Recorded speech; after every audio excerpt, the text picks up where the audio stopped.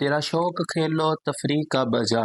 مگر میری ماں کی سسکیوں کا خیال کر، تیری ایک پتنگ کے کٹنے سے میری متاع حیات لٹ گئی۔ فیصل آباد کا نوجوان آصف اشفاق جو سفید لباس زیب تن کیے ہوا تھا، مگر صرف 15 سیکنڈ میں اس کا خون اس کے سفید لباس کو رنگین کر چکا تھا۔ یہ نوجوان صرف 20 سیکنڈ پہلے صحت و سلامتی کے ساتھ اپنے دل میں دیگر نوجوانوں جیسے ارمان لیے عازم سفر تھا، مگر 20 سیکنڈ، صرف 20 سیکنڈ بعد یہ نوجوان اپنے خون کے لوتھڑوں سے تپتی سڑک کو سیراب کرتا ہوا اس بے حس معاشرے کو خیر بات کہہ چکا تھا۔ ایک طرف اس نوجوان کی نوخیز جوانی لٹ چکی تھی تو دوسری طرف اس کے گھر کے اندر قیامت صغرا کا کوہرام بپا تھا۔ آصف کی والدہ نامعلوم قاتل کے ہاتھوں اپنے بڑھاپے کا آسرا کھو چکی تھی، اور اب یہ دکھیاری ماں خون تلاش کرے تو کس کے ہاتھ پر، الزام دے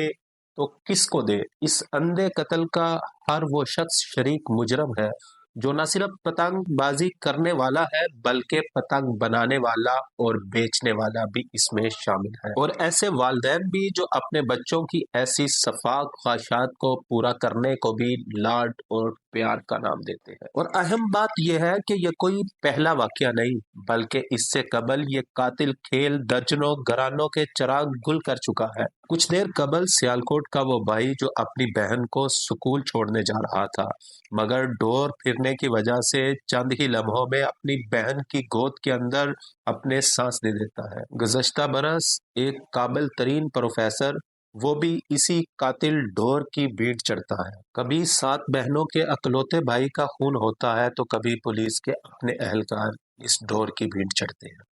مگر ہم ایسے بے حس ہیں کہ ہر واقعہ کے 2-4 دن بعد